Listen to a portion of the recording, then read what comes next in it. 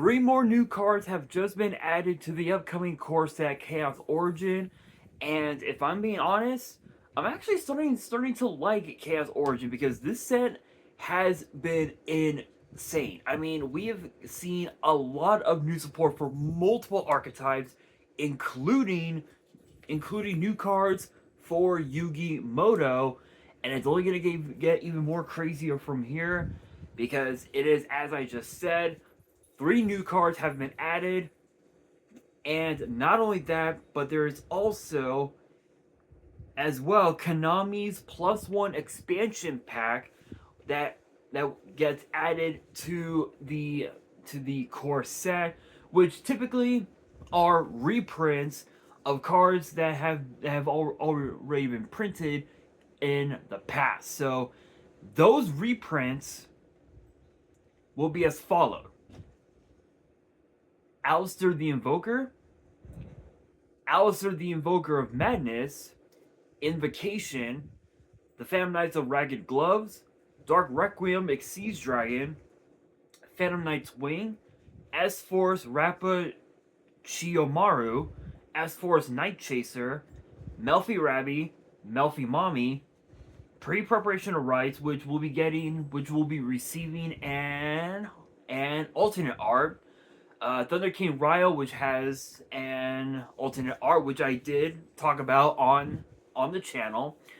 Artemis the Magis's Moon Maiden, which also has an alternate art, as well as Phantom Knight's Fogblade, which also has an alternate art, and there's even also a token that has also been added to the set, and they basically titled it Chaos Origins, which honestly, this token looks fucking badass.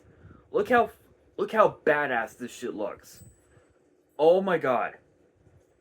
You cannot deny that this token is going to be the one card that everybody's going to want to get their hands on. And the flavor text reads as follows: Souls of light and darkness lead to the door of destiny. This is my trump card. Arise, Black Chaos, the Chaos Dark Magician, which I guess is the which I guess in a matter of speaking, it's basically the basically the summoning chant, if you will, for the new version of Magician of Black Chaos, if you will. But with that being said, let's get straight into these 3 cards. So first one up is Annihilating Retro Light,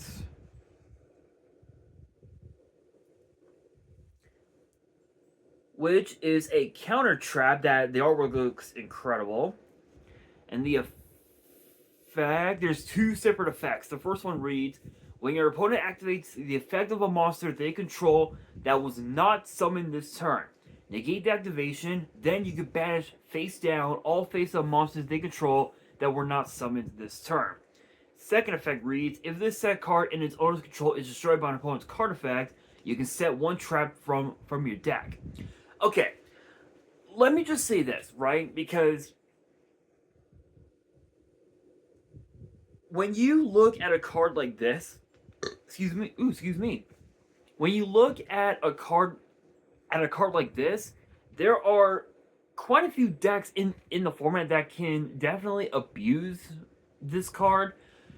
But again, it would have to be super conditional, right? Like, this card can be used against used against pretty much every single deck in the format, as long as you have a way to force the opponent to end their turn. And so when you draw for turn and you have this card set, if you activate, let's say you activate a copy of, I'll say, what's a good example? Let's say for example you activated a draw card, right? Right, like let's say Pot of Desires. Let's say that. Or you know what? No, I have a better idea. No, actually, what? Let me take that one back. Let's say for example, you activated a monster effect that can pop one of your opponent's cards. Like I'll say number four stealth Krogan. Let's say that your opponent has Red Eye's Dark Dragoon on board, and they chain Dragoon's effect. You can chain Annihilating Retrolight's effect to not only to negate Dragoon's effect, but to banish the opponent's entire board face down entirely. Like all face up cards that your opponent controls get banished. And because that your turn had came up, now your opponent can't do jack shit unless if they have a way to stop the card, which typically you really don't want to stop counter traps, because obviously your opponent could have another counter trap of their own. But still, this is not bad. Would I say that it's a good card? I would think so. I would think so, but I think it would just depend on how the board state looks, if you will. Next up, we've got Corrupted Ritual Records.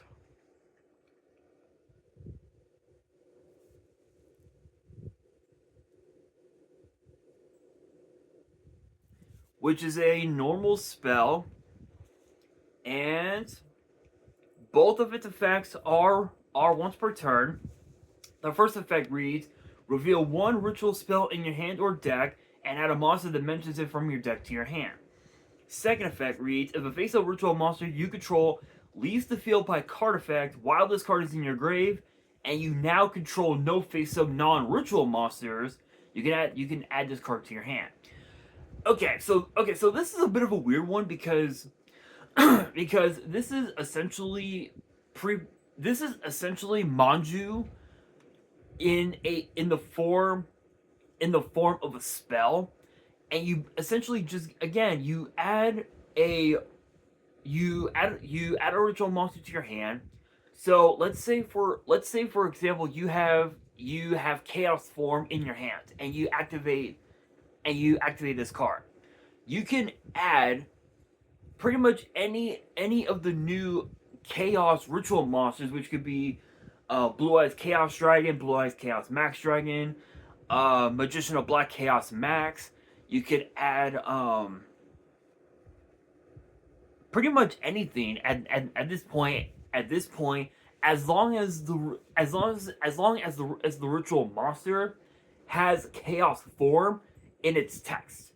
So if its text says that you can only ritual summon this card with chaos form, you can add that ritual monster to your hand, which typically that would be a good thing, but people seem to forget this is 2026. Hand traps are always going to be a factor, and Ash Blossom, kind of annoying. But its second effect is actually kind of interesting because, again, if you have no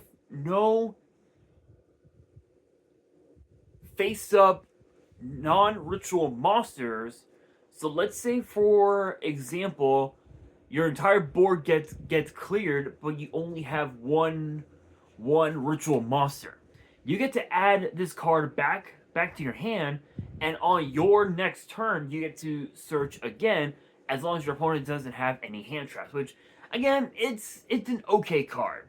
It's an okay card. I wouldn't really see this card as a good card, but still I think it's interesting. But that brings us to the final card of today's video, and it's actually gonna be getting an overframe card. It's actually gonna be getting an overframe art in this set. Excuse me. And the name of the card is Farah, the Goddess of the Beginning. So here's her normal artwork.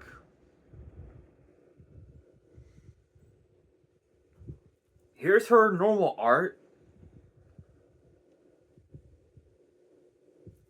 And this is her overframe.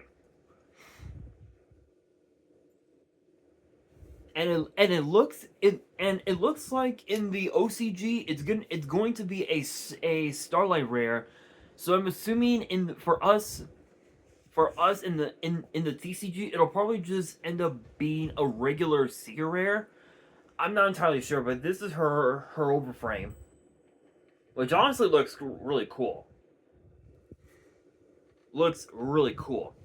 Let's see here. 8-star Dark Spellcaster, 28 with 2800 attack and defense, and all three of its effects are once per turn. The first effect reads: you can reveal this card and a spell or trap in your hand. Neither player can activate cards or effects in response to the activation of a card with the same name as the revealed spell, trap, or its effects until the end of the next turn. Second effect reads: if this card is sent from the hand or field to the grave by spell or trap, you can special summon this card. Third effect reads: if this card is special summoned from the grave, you can take control of the monster your opponent controls with the highest attack, your choice if tied. Okay. So not only can your opponent not activate cards at all by revealing this card and any other spell or trap in your hand, but you get to essentially you get to summon this card from your grave, and it's basically Snatch Steal. It's literally Snatch Steal, which can help you further your plays, which is insane. And think about this: it's a Dark Spellcaster. Dark Magician could potentially abuse the holy hell out of this card without any hesitation. So if you revealed this card and let's say, just to throw it out there as a random example, because I do have a dark magician deck. This is my DM deck right here.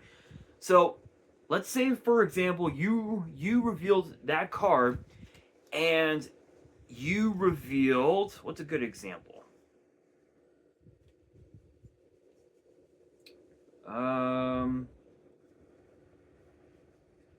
Oh, okay, here we go. Here's a good example. We'll say this card, pre my drill beam. Let's say that. Now if you're going up against a deck like let's say Blue Eyes, your opponent cannot activate pre my drill beam at all during that turn. But I believe the OCG rulings. Okay, yeah. So neither you nor your opponent can activate pre my drill beam for the entire turn, which means that your entire board will not get banished. But if you reveal, let's say, Imperm, all your cards will remain on the board, and you'll be able to get their effects off without any hesitation. So my dark magician deck is still a work in progress. I am still missing quite a few cards. Hopefully, I can get this deck done. But obviously, we all know that we'll potentially be getting more Dark Magician support at some point, which I'm sure could very may well make Dark Magician even more busted than ever before, which is very possible. But with that being said, that'll do it for today's video. Hopefully you guys enjoyed. If you did, If you did, make sure you guys smash that thumbs up button. If you guys are new to the channel and you guys want more card discussions in the future, then be sure to subscribe to the channel, turn on the notification bell, and as always, make sure you guys are following me on all of my social media. All of my ads will be in the description below, as will the info to my fan mail. It will also be in the description as well. And on that, this is your boy Nash, signing out.